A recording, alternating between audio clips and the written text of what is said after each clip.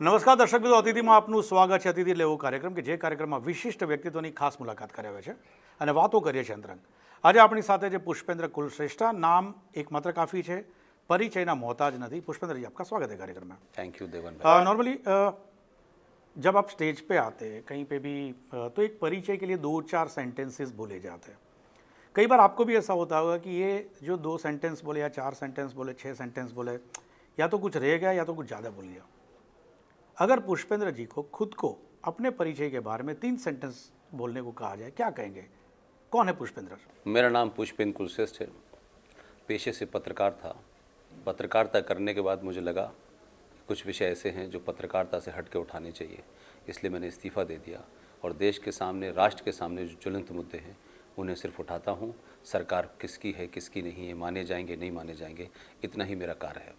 पत्रकार था, यहीं से मैं शुरू करता हूँ आज की वार्ता. पत्रकार था, फिर क्यों नहीं रहे? उसके पीछे कुछ खास वजह? नहीं, कोई ख़ास वजह नहीं. मैं समझता था कि 20-25 साल पत्रकारिता की. मैंने प्रिंट में भी था, टेलीविज़न में भी था, BBC रेडियो में भी था और पाकिस्तान के पहले प्राइवेट चैनल का इंडिया हेड भी था.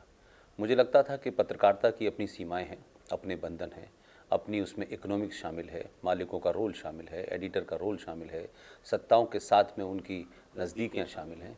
जब आप इन सब के बीच में करते हैं तो बहुत सारी बातें जो आप देखते हैं वो बताते नहीं हैं, क्योंकि आपके अखबार की, आपके टेलीविज़न की अपनी एक एडिटोरियल पॉलिसी होती है और बहुत सारे मुद्दे इन कारणों से इस देश में कभी उठाए नहीं गए.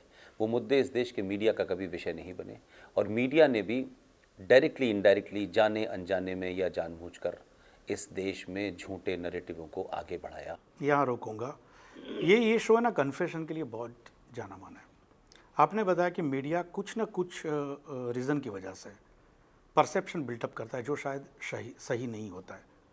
कन्फेस करना चाहेंगे कि पास्ट में आपने भी कुछ ऐसा किया हो जो आपने बताया कि एडिटोरियल में ऊपर से प्रेशर रहता है, किसी पॉलिटिकल पार्टीज़ का रहता है, किसी और इन्फ्लुएंस हो जाता है जो पत्रकार है. क्या आपने भी कोई गलती की है? कोई आप ऐसे कह लें कि हमने तो पत्रकारिता में रिपोर्टिंग ज़्यादा की है. ये सारी पॉलिसीज़ और गलतियां जो हैं वो एडिटोरियल पेज पे होती हैं और एडिटर तय करता है, मालिक तय करते हैं. लेकिन एक गलतियां, हम उसको गलती कह सकते हैं, लेकिन वो एक सर्वमान एक जुमला था जो चलता था हमारे देश में और वो जुमला था कि सारे धर्म बराबर हैं. वंस अपॉन अ टाइम, जबकि आप बात कर रहे हैं, ये अभी भी चलता है. कुछ लोग अभी भी इसको चलाते हैं. अखबारों में लिखा जाने लगा अगर मस्जिद के अंदर रेप हो जाए तो कहेंगे एक धर्म विशेष के पूजा स्थल में ऐसा हुआ, और मंदिर में अगर रेप की घटना हो जाए तो पुजारी का नाम भी बताएंगे और मंदिर शब्द भी इस्तेमाल करेंगे. तब वो पूजा स्थल इस्तेमाल नहीं करते हैं. और पूजा स्थल it's a very confusing word. तो हमने मुसलमानों की बस्ती में आग लग जाए तो बस्ती का नाम नहीं बताएंगे, मुसलमान मर जाए तो उसका नाम बताएंगे, हिंदू मर जाए तो नाम नहीं बताएंगे. तो हमने जो पत्रकारिता पढ़ी उसमें ये कहा गया कि आपको किसी का नाम नहीं लिखना है. लेकिन हमने अपने दौर में ये भी चेंज देखा कि धीरे धीरे लोगों ने नाम बताना शुरू किए. वो आपकी वजह से हुआ, आपको लगता है? नहीं, हमने देखा ऐसा हुआ. हम I was not a such a big star journalist कि मैं भारतीय पत्रकारिता को मोड़ सकता हूँ. I was a very small journalist. एक आदमी दिल्ली आया, अपनी नौकरी करी, छोटा सीखने की कोशिश की. हम कभी किसी अखबार के एडिटर नहीं रहे. लेकिन BBC जब मैं गया तब मुझे लगा कि यहाँ पत्रकारिता नहीं हो रही, यहाँ तो मिशन पे काम हो रहा है. BBC को तो बहुत न्यूट्रल मीडिया हाउस कहा जाता है. नहीं, ऐसे कहा जाता है. आप ही के ज़माने के जो वर्ल्ड के लोग थे उन्हीं से आगे आते आते अभी की जनरेशन भी सुन रही है. वो मैंने वही कहा कि मैं उस नैरेटिव का हिस्सा ही नहीं था. हमको तो बना बनाया नैरेटिव मिला ना. BBC बायस नहीं हो सकता, BBC न्यूट्रल है. जब ये शब्द थे तो आपको न्यूट्रल का ज्ञान ही नहीं था. आपको लगता था शायद यही जो मापदंड तय कर रहे हैं, ये जो लीग तय कर रहे हैं, यही फाइनल है. जब आप ज़्यादा समझदार होते हैं तो ये सीधा सवाल मैं पूछने की कोशिश करूंगा कि आपको लगता है जो आपने बताया कि जो एक वक्त एक ज़माने में जो होता था, आपने बताया कि अब भी होता है, तो अभी जिस तरह से प्रेजेंटेशन चेंज हुआ है, कई लोगों का ये भी कहना है कि अभी और कोई ग्रुप इन्फ्लुएंस कर रहा है मीडिया को. Is it so? देखिए, दो चीज़ें होती हैं, एक होता है किसी चीज़ की इंटरप्रिटेशन और एक होता है information. If you are giving wrong information तो आपकी इंटरप्रिटेशन भी गलत होगी। अब जो लोग इन्फॉर्मेशन ही गलत दे रहे हैं, लेकिन एक अखबार का एडिटर, बड़ा नाम, भारत सरकार उसको पद्म विभूषण भी देती है, मैं थोड़ी देर के लिए बता रहा हूँ, अखबार का एडिटर होते हुए फ्रंट पेज पे ये खबर अगर छपती है कि आगरा से सेनाएं दिल्ली की तरफ कूच कर गई हैं और दिल्ली के अंदर तख्ता पलट होने जा रहा है, ये छोटी मोटी खबर नहीं है। उस अखबार के एडिटर ने माफ़ी मांगी? उस अखबार के एडिटर ने कभी स्वाभाविक तौर पे कहा कि मैं ये झूठी खबर छापी थी, किसी के कहने पे छापी थी, किसी एजेंडे के तहत छापी थी? इतनी बड़ी खबर जिसके इंटरनेशनल डायमेंशंस हो सकते हैं, लोगों ने अपने राजनीतिक आकाओं को खुश करने के लिए इस देश में एक अनारकी पैदा करने की कोशिश की। किसका एजेंडा था? जो किसी और अखबार ने खबर नहीं छापी, कहीं नहीं आई ये खबर, लेकिन वो क्रांतिकारी अखबार है, उसके बारे में कहा जाता है कि हमेशा इस्टेब्लिशमेंट के खिलाफ रहा है। वही लोग आज अखबारों से निकाल दिए गए, बेरोजगार हो गए, तो 20-20 करोड़ रुपया बड़े बड़े धनाढ्य लोगों से लेकर के छोटा छोटा यूट्यूब चलाते हैं और आज भी मिस इन्फॉर्मेशन कर रहे हैं। आपकी इंटरप्रिटेशन पे मुझे कोई एतराज नहीं है, आप किस तरीके से किसी चीज को सॉल्व करते हैं। मिस इन्फॉर्मेशन ये कतई मंजूर नहीं। मिस इन्फॉर्मेशन से तो आप ऐसे ही है कि आप मरीज को कहें कैंसर है और आप उससे कहते हैं कि नहीं नहीं आपको कैंसर नहीं, सर का दर्द है। पुष्पेंद्र जी, वक्ता के तौर पे, क्योंकि पत्रकारिता बहुत अच्छी, मतलब जो वाणी है आपकी बिल्कुल अस्खलित बहती जाती है, लोगों के कान तरसते कि अभी और क्या कहेंगे, और क्या इशू आएगा, कहने का अंदाज भी आपका एक अलग है। ये चीज़ है ना, सिखाई नहीं जाती, सीखी नहीं जाती, ये इनबिल्ट होती है। पुष्पेंद्र जी अच्छे ओरेटर कब एस्टैब्लिश हुए? स्कूल में, कॉलेज में, या जब जर्नलिज्म ज्वाइन किया, कब किसी ने बताया कि नहीं ये बंदा है ना, ये छोकरा बोलता जोरदार है, ये कब हुआ? देखिए, मैं जहाँ पला बढ़ा, जहाँ पैदा हुआ, वहाँ हिंदू के लिए कोई बहुत बड़ा स्कोप नहीं था। स्कूल में मैं बहुत एक्टिव था, लेकिन कभी ओरेटरी कोई चीज़ होती है इसका अंदाज़ा नहीं था। और मैं बचपन में बड़ा शाय आदमी था, मतलब मैं तो अभी मतलब बदला ले रहे हो? हाँ, नहीं मतलब शाय का ये मतलब जो इतने साल में शायर है ना, आज मैं डेवलप करके जाऊंगा अभी, बाकी बची जिंदगी में। ऐसा नहीं है। लेकिन होता यह है कि देखिए, कुछ चीज़ें आप पढ़ के बोलते हैं जी, और कोई अंदर जहन से आती है, और कुछ चीज़ें आप जीते हैं। मैंने जो कुछ आज बोला है वो मेरी माँ ने, मेरी बहनों ने, मेरे पिता ने अलीगढ़ मुस्लिम विश्वविद्यालय में 40 साल तक जिया है। नहीं ये ऑरेटरी, ये मैं वॉइस वही- मॉड्यूलेशन, ये पीच, हाँ उसी मैं उस पर सेकंड पार्ट पे आता हूँ। पहले तो कंटेंट होना आपके पास। नॉलेज जरूरी है। अगर मॉड्यूलेशन बहुत अच्छा है तो बोलेंगे कि अगर कंटेंट नहीं है तो जो कंटेंट था मेरे पास, लेकिन पत्रकारिता ने मुझे वास्ट लोगों से मिलने का मौका दिया और ऊपर वाले की कोई मेहरबानी रही होगी कि हमको बचपन में, क्योंकि अलीगढ़ मुस्लिम विश्वविद्यालय में थे, तो हमने उर्दू पढ़ी। उर्दू हमारी ज़बान थी, हिंदी हम जानते नहीं थे, और इस्लाम हमने पढ़ा, कुरान हमने पढ़ा। तो उर्दू की चाशनी और हिंदी के शब्द उसमें मिक्स करने के बाद जो बात आपको लगती है वो पुष्पेंद्र की ओरेटरी नज़र आती है। लिहाजा कोई इसकी ट्रेनिंग नहीं है और ओरेटरी किसी को सिखाई नहीं जा सकती। आप डायलॉग तो किसी को सिखा सकते हैं कि 3 बार बोलें, 4 बार बोलें और वो उसके बाद में कोई बात बोल दे, लेकिन मेरा मानना है कि अगर आपके मन में, जो आप मन में है वही आपके दिमाग में है और आप कन्विंस्ड हैं, तो फिर शब्द भी आपके निकलेंगे, हाई पिच, लो पिच होगी। वो मैं कभी करता नहीं, वो ऑटोमेटिक ऐसा होता है। रोकूंगा यहाँ पे, वक्त हुआ है छोटे से ब्रेक के बाद। दर्शक मित्रों, नानकड़ा विराम बाद पुष्पेंद्र जी ની વાતો બીજા તબક્કાની।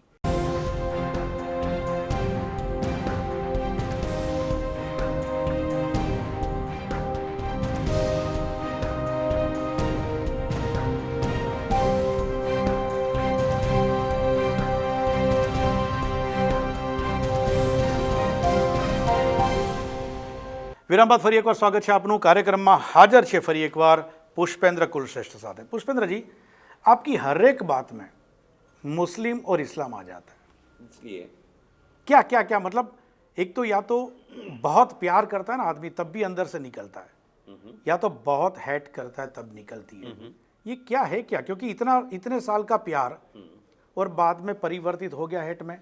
पढ़ाई, आपने बताया बचपन, उर्दू की चाशनी, उसमें आप घुले डुले, उसके बाद अचानक हेट और लव स्टोरी मुझे दिख रही है आपकी हर एक स्पीच में।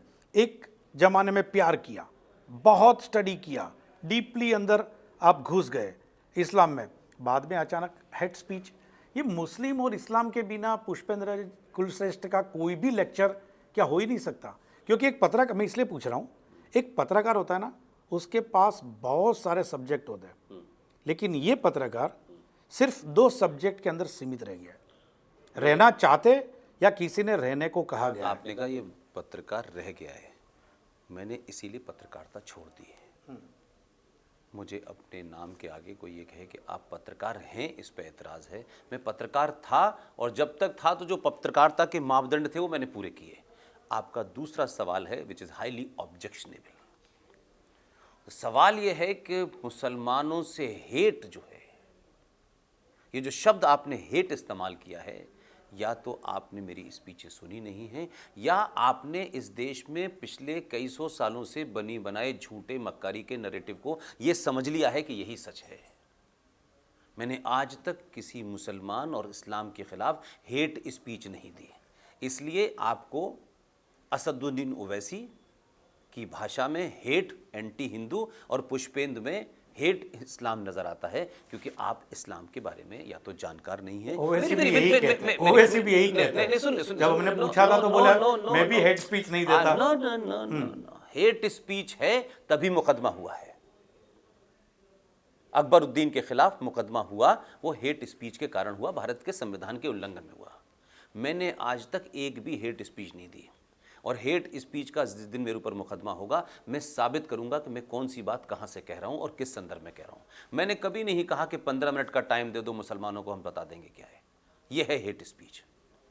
मैंने ये कहा कि कुरान, जिसको मुसलमान संविधान से भी ऊपर मानता है, उस कुरान की 24 आयतें जस्टिस Z.S. लोहात, जो भारत का एक मजिस्ट्रेट था, जस्टिस था, उसने कहा, ये रिकॉर्ड पे है, 31 जुलाई 1986 में उन्होंने कहा कि कुरान शरीफ में 24 ऐसी आयतें हैं जो अपने फेलो सिटीजन, उस देश में नास्तिक आस्तिक मूर्ति पूजकों को हत्या करने का आदेश देती हैं। अगर ये नहीं हटाई गई तो भारत में क्या, दुनिया में कभी शांति नहीं हो सकती। मैं उस जस्टिस की बात को रिपीट कर रहा हूं। अगर इसको कोई हेट स्पीच समझता है तो जस्टिस Z.S. लोहात पे मरणोपरांत मुकदमा चलना चाहिए। मैंने कभी नहीं कहा कि कहते कि मुसलमानों को मार करके पिंड छुड़ाया जाए। मैं ये पूछना चाहता हूं सिंपल, आप मुझे बताएं कि मुसलमान भारत की सुप्रीम कोर्ट को नहीं मानेगा? अगर ब्राह्मण कर सुप्रीम कोर्ट को नहीं मानेगा तो मैं भी ये कहूंगा कि आप कौन होते हैं सुप्रीम कोर्ट को न मानने वाले?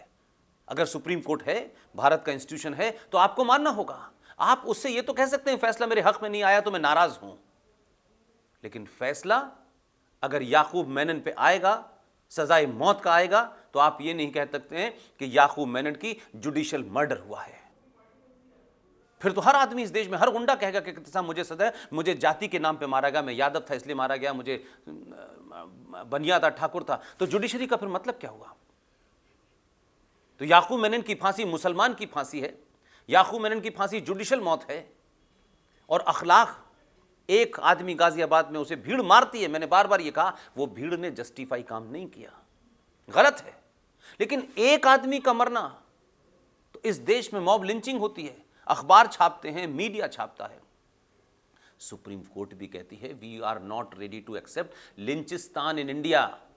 लेकिन यही सुप्रीम कोर्ट है, यही भारत है। औरंगजेब और बाबर के जमाने की बात नहीं करता मैं, पूछना चाहता हूं 2500 कश्मीरी हिंदू पंडितों को उनके साथी पड़ोसी मुसलमानों ने उनकी पूजा और पद्धति के कारण मारा। 5 लाख कश्मीरी हिंदू पंडित दिल्ली के अंदर INA मार्केट के बाहर जगह जगह फुटपाथ पे आज सिगरेट और बीड़ी बेचते हैं। ये वो लोग हैं जिनके 10-10 एकड़ में मकान थे, 10-10, 12-12 कमरों के इनके मकान थे। उन्होंने आज तक किसी मुसलमान को गाली तक नहीं दी, ऊंचे शब्दों में नहीं बोले। कश्मीरी हिंदू पंडितों का सबसे दानिश्वर आदमी, सबसे बुद्धिजीवी आदमी, उसे जब उठा के बाहर लाए और चाकू से दोनों उसकी आंखें बाहर निकाली और जब यहां गोली मारी तो बेटा खड़ा हुआ था, दिल्ली में रहता है। 2 दिन बाद लोगों ने कहा कि ये कर क्या रहे थे। जाके देखा तो उनकी टेबल पर कुरान मजीद खुला हुआ रखा था और वो उसका कश्मीरी में ट्रांसलेशन कर रहे थे। अगर ये कहना हेट स्पीच है तो मैं इसे एक नहीं करोड़ों बार कहूंगा, हजारों लाखों बार कहूंगा। बचपन की कई यादें मेरे हिसाब से बाहर निकलती है, कुछ रिएक्शन एक्शन कहीं पे होता है क्या? स्कूल कॉलेज टाइम पे, जैसा आपने बताया कि अलीगढ़ मुस्लिम यूनिवर्सिटी में आपने पढ़ाई की, अलीगढ़ में स्कूलिंग भी वहीं पे की, पैदा ही वहीं हुआ। हाँ हाँ वही तो क्या आपको लगता है कि ऐसे कोई हादसा हुआ था कुछ जो बात रिफ्लेक्ट होती है, या तो फिर इतना स्टडी करने के बाद आपको ये ज्ञान हुआ कि इसमें इतना इतना गलत है? कोई ऐसा हादसा भी हुआ था क्या? अगेन मैं बता रहा हूँ कि ये शो जाना जाता है जो आज तक कहीं नहीं बताई, ऐसी बात बताने के लिए। देखिए, मैंने कुरान शरीफ, जो हिंदू झूठे इस देश में बकवास करते घूमते हैं कि उन्होंने कुरान शरीफ पढ़ा है, मैंने वैसे नहीं पढ़ा, हमारे कोर्स का हिस्सा था। मैंने बगनबेरिया की डंडी मौलाना साहब की पिटाई से पढ़ा है और हमारे दोस्त चाहे सरमद हों, चाहे जमाल हों या दूसरे हों, उनके साथ पढ़ा है। और जो वो पढ़ा है वही याद है और वही आज भी कह रहा हूं। और हादसे की बात यह है तो हादसे तो इस देश में हजारों घूमते हैं। इंडिविजुअल अलीगढ़ मुस्लिम विश्वविद्यालय में 79 में when I was studying in 9th class, मेरी 4 बहनें, हम 5 भाई, जिसके फादर उस यूनिवर्सिटी में रहे हों, हम सब वहाँ पैदा हुए हों। किसी दूर दराज अलीगढ़ से 100 किलोमीटर दूर अलीगढ़ मुस्लिम विश्वविद्यालय के लड़कों का किसी लड़की को छेड़ने में दंगा हो जाए, झगड़ा हो जाए, वहाँ उनके साथ मार पिटाई हो जाए। अलीगढ़ मुस्लिम विश्वविद्यालय में 40,000 छात्रों के बीच में 2 परिवार रहते हों, आप उनके घर में घुस जाएं, आप बहनों का दुपट्टा खींचें, आप मशाल लेके घर के अंदर आग लगा दें, आप कपड़े फाड़ दें, आप लूटपाट करें। 5 किलोमीटर की उस विश्वविद्यालय के अंदर जहां कोई चीज बाहर नहीं जाती हो और जो वहां पैदा हुए हों, जिन्होंने आरएसएस की फुल फॉर्म न जानते हों, हिंदू वर्ड की फुल फॉर्म न जानते हों, लोग हमें पुष्पिंदर खां कह के पुकारते हों, हमें अपनी आइडेंटिटी के ऊपर न कभी शर्म था, न कभी ऐसा हुआ कि हम क्या हैं, हम हिंदू हैं, ऐसा कभी नहीं हुआ। 79 में 40,000 मुसलमानों ने, पढ़े लिखे मुसलमानों ने, इंटेलेक्चुअल मुसलमानों ने, जाहिल सब्जी बेचने वालों ने नहीं, कि नहीं साहब वो जो होता है इंटेलेक्चुअल मुसलमान पढ़ा लिखा होता है और कट्टर होता है, आसपास की सारी दुकानें जला दी। आपने अपनी यूनिवर्सिटी के अंदर प्रोफेसर जौहरी साहब के भतीजे को सिर्फ इसलिए मारा कि वो एमबीबीएस का छात्र था और विश्वविद्यालय के नियम के अनुसार 50% सीटें हमेशा ओपन होती थी। 50 इंटरनल का मतलब होता है 99% मुसलमानों को। उस विश्वविद्यालय में जहां पूरी दुनिया में कहीं एमबीबीएस के कोर्स में इंटरव्यू नहीं होता है, लेकिन हिंदू छात्रों को रोकने के लिए वहां इंटरव्यू नाफिज किया गया और यह डर पैदा किया गया कि बाहर से आने वाले हिंदू अलीगढ़ मुस्लिम विश्वविद्यालय में ज्यादा से ज्यादा अपीयर ना हो, इसलिए आपने प्रदीप जौहरी नाम के एमबीबीएस के लड़के की हत्या कर दी, जो मेरे घर से 100 मीटर की दूरी पर लाश पड़ी रही। इस देश के किसी मीडिया ने, इस देश के किसी टेलीविजन ने, और मेरी बात छोड़ दीजिए, उत्तर प्रदेश में यही फ्लैशबैक ने इस मासूम पुष्पेंद्र को एक एग्रेसिव स्पीकर बनाया। मैं मानता हूं कि आप इसको जोड़ सकते हैं सुविधा के लिए। 79 से 89 तक की जिंदगी में बहुत कुछ किया और पत्रकारिता में आकर के इस, जिसको आप कहते हैं कि इससे ड्राइव हुआ, कोई स्टोरी आज तक इस बुनियाद पे नहीं लगी। तो पुष्पेंद्र जी, सवाल ये होता है कि इतना सारा देखा आपने इस यूनिवर्सिटी में, बचपन में नज़र के सामने ये सब देखा, तो फिर पाकिस्तानी चैनल क्यों? आप मुझसे अच्छा सवाल है आपका। आपने ये क्यों नहीं पूछा बीबीसी क्यों? उसके बाद पहले बीबीसी, हाँ, तो पहले बीबीसी क्यों नहीं पूछा आपने कि बीबीसी में क्यों किया? चलो बीबीसी में क्यों किया, और लेकिन पाकिस्तानी चैनल क्यों? मैं सवाल ये है, मैंने वही कहा कि जब मैं बीबीसी ज्वाइन करूं तो सवाल नहीं होता, तब तो मैं MI6 का एजेंट नहीं कहलाता। लेकिन पाकिस्तान का पहला प्राइवेट चैनल जिसने मुझसे कहा कि आप हमारे लिए काम करना चाहते हैं। मैंने कहा मुझे ये पता ही नहीं है कि हमारे यहाँ कोई संबंध ऐसे हैं कि हम कर सकते हैं या नहीं कर सकते हैं। सिर्फ पीटीआई का एक आदमी भारत का वहाँ जाता था और वहाँ की एपीपी का यहाँ आता था, पाकिस्तान रेडियो का एक बंदा यहाँ आता था, ये तो नहीं पता था। तो मैंने कहा कि जब पत्रकारिता करनी है, हम बीबीसी में भी काम कर सकते हैं, हम वॉशिंगटन पोस्ट के लिए भी लिख सकते हैं, हम वॉइस ऑफ अमेरिका के लिए भी काम कर सकते हैं। तो पाकिस्तान के लिए हमने परमिशन पूछा कि भाई कर सकते हैं या नहीं कर सकते हैं। उनका कर सकते हैं। पत्रकारिता में मुझे ये बताइए, आप तो खुद मुझसे बड़े पत्रकार हैं, अगर आपको कोई ऐसा ऑफर मिले जिसमें आप ही वो काम कर सकें और पूरे देश के पत्रकारों को वो अपॉर्चुनिटी ना मिले, तो आप नहीं करेंगे? पत्रकारिता की बात कर रहा हूं। ये होता कि कोई खामोशी से पत्रकारिता की जा रही है और पत्रकारिता की आड़ में कुछ हो रहा है, तो हिंदुस्तान की सारी एजेंसियां 12 साल तक ऑन थी। 12 साल तक उन एजेंसियों के लोग सरकार के तहत हमसे बातचीत करते थे। उनको पता था हम कब जाते हैं, कब आते हैं, और ऐसा नहीं था कि हम कहीं छुप के जाते हों, छुप के आते हों। इसलिए कि मैंने अलीगढ़ मुस्लिम यूनिवर्सिटी में पैदा हुआ, जहां आइडिया ऑफ पाकिस्तान पैदा हुआ था। और मैं बचपन में ये सुनता था, मुसलमान ये नारे लगाते थे, ये जो आज केरला के गवर्नर बने बैठे हुए हैं, कई सारे लोग और हैं, एक जेल में बंद है रामपुर का, ये सब मेरे सीनियर थे। मैं उस ज़माने सुनता था कि अगर मुसलमानों की आवाज़ दबाई गई तो सरहद पार जा सकती है। मैं सोचता था सरहद पार कहाँ जा रही है? तो मुझे लगा एक बार सरहद पार जाने का मौका मिला है तो देख के आता हूँ वहाँ पे क्या होता है। यहाँ रोकता हूँ। અંતિમ ચરણ की बातें करें इस ब्रेक के बाद। दर्शक મિત્રો, સમય થયો છે વિરામનો। અંતિમ ચરણની વાતો એક વિરામ બાદ।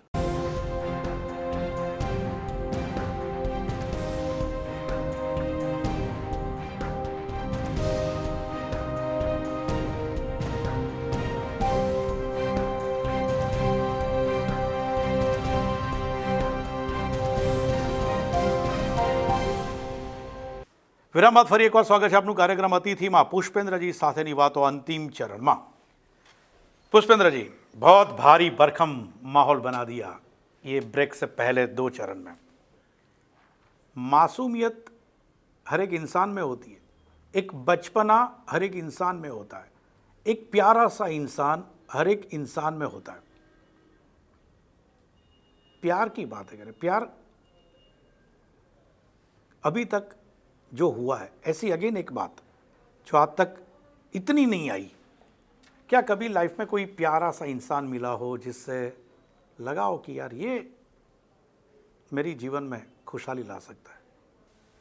मैं समझता हूँ कि कोई आपके जीवन में खुशहाली नहीं ला सकता। अगर जीवन में लोग एक दूसरे की खुशहाली ला रहे होते तो आज भारत ये नहीं होता। हाँ, मैं इस सफ़र में 2 लोगों को याद रखता हूँ। जब मैं नया नया दिल्ली आया था और मुझे दिल्ली में ये ग्रामर नहीं पता थी कि पत्रकारिता के यहाँ की ग्रामर क्या है, क्योंकि दिल्ली को कुछ और सोचते थे, हम कुछ और आइडिया से पढ़ के आए थे। तो दिल्ली में लगता था कि हम हर एक से कहते थे कि प्लीज़ प्लीज़ आप बैठिए बैठिए बैठिए, आप। पता चला कि जब तक धक्का ना दो तो आगे वाला आपको आगे नहीं आने देता।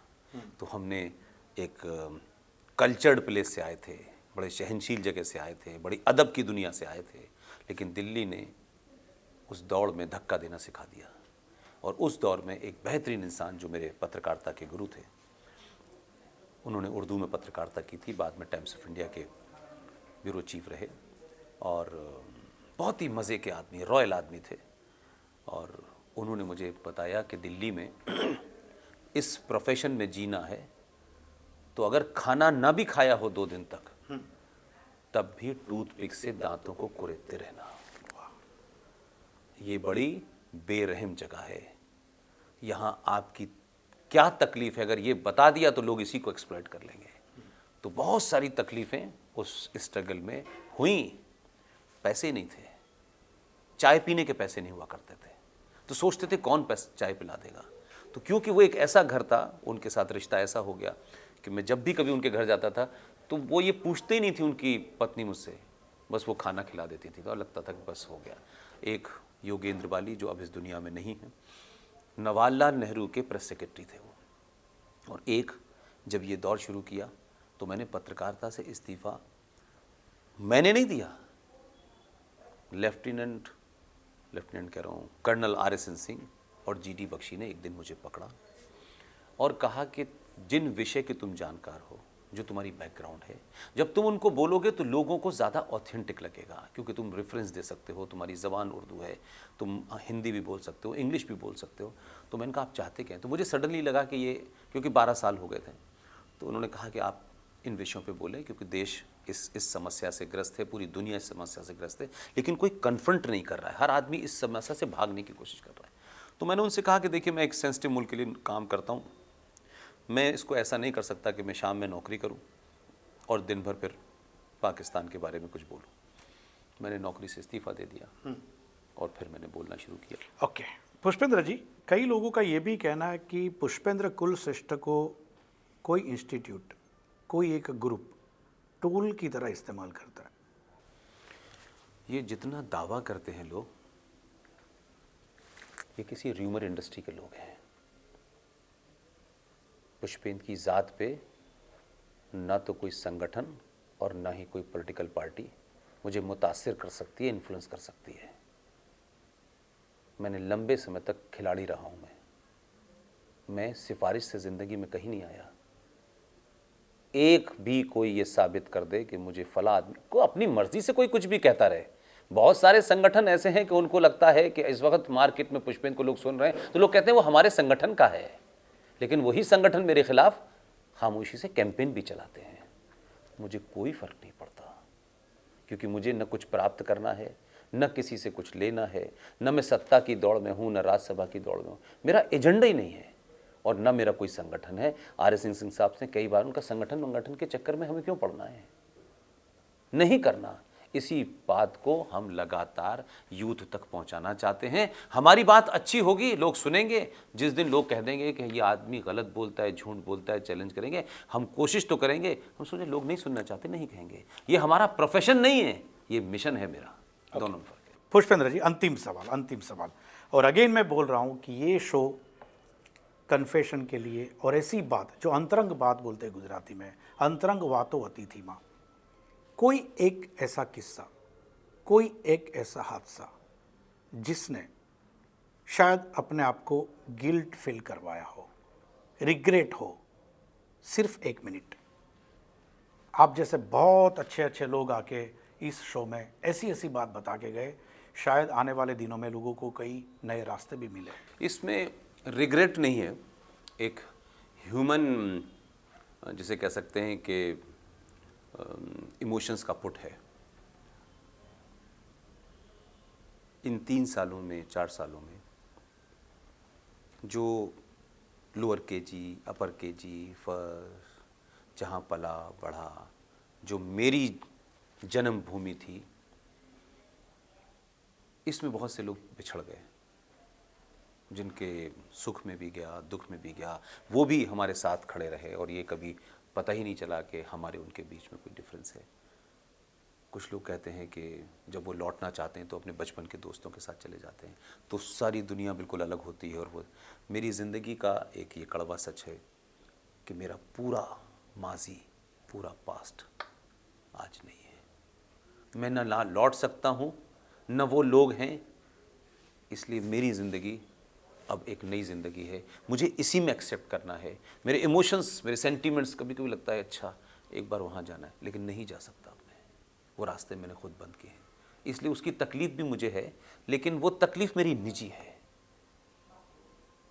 वो लोग भी मिस करते होंगे, मुझे पता है, अलग अलग से मुझे खबरें मिलती हैं, लेकिन आप कभी स्कूल के दिनों में मिलने जाने थे, मेरा वो पास्ट ही ख़त्म हो गया, वो मेरी जन्मभूमि ख़त्म हो गई। और मैं देखना भी जाने चाहूँगा तो मुझे मालूम है कि वहाँ मुझे कई सारे सिक्योरिटी के साथ जानी होगी। That is my biggest regret in my life. Thank you very much Pushpendra ji, हमसे बात करने के लिए बहुत बहुत शुक्रिया। तो दर्शक મિત્રો, આથી ખાસ વાત પુષ્પેન્દ્ર કુલશ્રેષ્ઠ સાથેની મેં શરૂઆતમાં જ કહ્યું કે આ એક એવું વ્યક્તિત્વ કે જે બહુ જ બિંદાસ બોલે છે, એને જે લાગે છે તે બોલે છે, પરિચયના મોહતાજ નથી, એમના એક એક શબ્દ એ જ એમનો પરિચય બની જાય છે। ફરી મળીશું નેક્સ્ટ એપિસોડમાં એક નવા અતિથિ સાથે, ત્યાં સુધી આપશો નમસ્કાર। Thank you very much. Thank you Devubhai, thank you